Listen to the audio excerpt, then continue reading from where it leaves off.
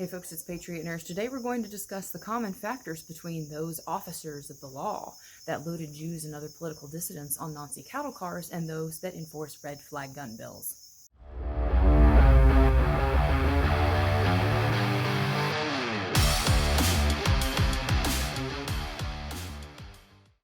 So friends, all over the country, we are getting reports, and they're in the news, of course, of people who have had their rights violated, of course, without due process, people who have been deprived of their Second Amendment via the new red flag bills. Most recently in the news is the story of a Marine veteran in Oregon who was the latest casualty of these red flag laws. Mistake number one, of course, was that he talked and ran his mouth when interviewed by the FBI. Later, in Central Oregon, after visiting his family members, a team of officers of the local sheriff's department, as I understand it, surrounded him and served him notice that he was essentially the latest victim of the Oregonian unconstitutional red flag laws. He was taken into custody. He was committed to a VA psychiatric hospital, and he surrendered his AR-15, a pistol, another rifle, and I believe a shotgun. Friends, I want to remind us that the people who herded Jews and other dissidents onto cattle cars also had badges, and they were just doing their jobs. And they were not these people who were fully briefed on the totality of evil and genocide and annihilation that awaited their charges.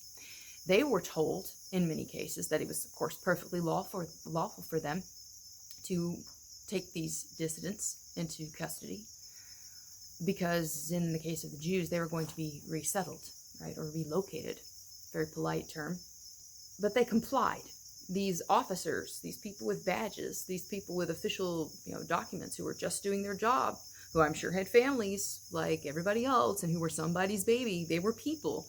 They committed, and they were the hands that allowed some of the greatest evil in human history to have been committed, because they were compliant. These were useful idiots with badges who were compliant.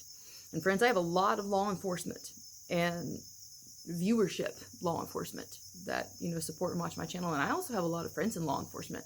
And of course, they would never do any of this. The good officers of the law, the people who are going to uphold their oaths to the Constitution, are going to do exactly that. They will uphold their oaths to the Constitution. And if you are a law enforcement officer, I would encourage you that if you see this, that rather than participating in the execution of these red flag laws,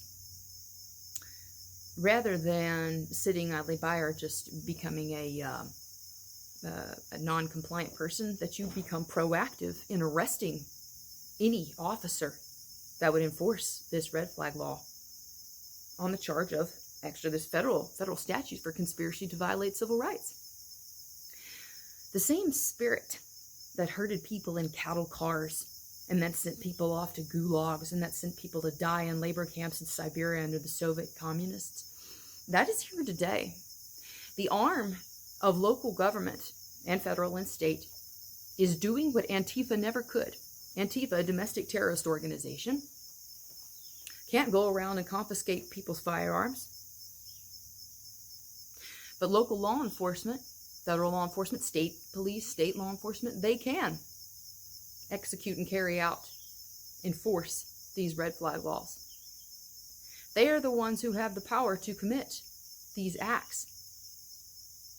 People can write, legislators can make laws and put them on the books all they want to, but it takes the local and state and federal arms of the executive branches to carry them out, which means that it takes people.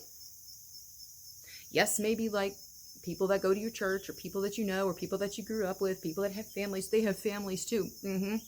Yeah, so did the officers that sent people to their deaths in Nazi Germany. They didn't do it in full cognizance. They were a piece of the puzzle. And that's how it always works. It takes willing, idiotic accomplices to go along, get along, because we don't want to risk losing our pension, to accomplish great evil. So friends, the way that I see it, I don't care what badge people may flash. The ultimate oath is to the Constitution. right? If you're a law enforcement officer. I don't care that they have families, and I don't care that they're members of the community. If they participate in red flag laws, they are the exact same types of people. History offers perspective on this, okay? Like, we celebrate Rosa Parks in her defiance of an unconstitutional and immoral law. Rosa Parks was facing a law that said because the color of her skin, she couldn't sit in a certain part of the bus. She's hailed as a hero for defying unconstitutional laws and immoral laws. But the underlying recognition is that not all laws are moral and not all laws are just. And if Rosa Parks is celebrated as a hero for defying a law as simple as don't sit here because you're black, how much more evil is there in complying with a law that says we are taking firearms away from people who have not committed a crime? We are depriving them of due process. We are confiscating their property. We are submitting them to illegal and unreasonable search and seizure. And we're stripping their Second Amendment away. And I would argue also cruel and unusual punishment, because it can bankrupt you trying to go through the court proceedings to get your property back that should never have been confiscated in the first place. I want you to face this and be honest with yourself about the historic times that we are in. And don't lie to yourself. And don't sit there and think, oh, gee, Patriot Nurse looks really tired. She must be. No, the issue ain't with me. I'm the normal one. And the viewers who watch me, I know your wheels are turning too. We ain't the ones who are screwed up. The world is screwed up. When you got law enforcement officers who took an oath to the Constitution and they are violating it, they're the domestic enemies. Not all law enforcement. Constitutional law enforcement and law enforcement that upholds the Constitution and their oath to support the citizens' rights, the Bill of Rights, they're your friends. But y'all, you're going to have to start policing your own. The thin blue line is going to have to start policing its own line. If you are a law enforcement officer and you know that something like this is about to go down, you should be arresting your fellow officers for conspiracy to violate civil rights. There are federal statutes, and I'm sure there are state statutes as well. I can't look at all 50 of them, but I know there's a federal statute on the book for it. Cattle cars and red flag laws. Same spirit, different day. Hope it was helpful for y'all. If you enjoyed the video, please share it. Get the word out. You can also subscribe to me here on YouTube, as well as support me on Patreon and Subscribestar, as well as cryptocurrency. I got links to that in the description box below, friends. This is a very dangerous time. This is not hyperbole. You are living in historical moments. You just have to be honest with yourself about what you're seeing.